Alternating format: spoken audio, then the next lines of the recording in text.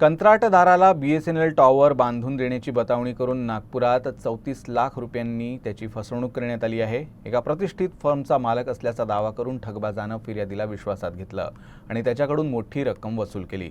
कंत्राटदारानं आपले पैसे परत मागितले असता ठगबाजानं ते देण्यास नकार दिला।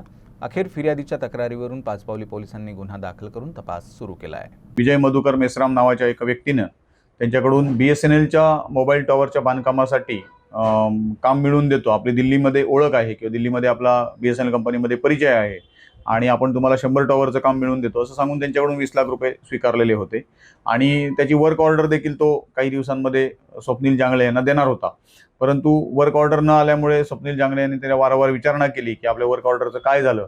त्यावेळी विजय मधुकर मेश्राम यांनी सांगितलं की अजून वर्क ऑर्डर आलेली नाही, परंतु आपल्याकडे जी काही टॉवरची बांधकामाची कामं आहेत, आपल्या नावे जे कॉन्ट्रॅक्ट्स आहेत ते तुम्ही 10 टॉवर बांधकामं करा, वर्क ऑर्डर येईपर्यंत आपण ते काम करूया। ती देखील बांधकामं कंप्लेनंटने करून दिली, परंतु त्याचे देखील पैसे कंप्लेनंटला दिलेले नाहीत। चौकशी अंती हा गुन्हा दाखल करण्यात आलेला आहे। याच्यामध्ये एकूण 33,90,000ची जवळपास फसवणूक रक्कम आहे। मी आपल्या चॅनलच्या माध्यमातून आवाहन करेन की अशा प्रकारे आणखी कोणत्या व्यक्तींना वेगवेगळी कामं सांगून, जसं की नोकरीला लावतो किंवा बांधकामं मिळवून देतो असं काही कारणं सांगून विजय मधुकर मेश्राम यांनी जर फसवलं असेल किंवा असं काही केलं असेल तर त्यांनी नजीकच्या पोलीस स्टेशनला किंवा पाचपावली पोलीस स्टेशनशी संपर्क करावा।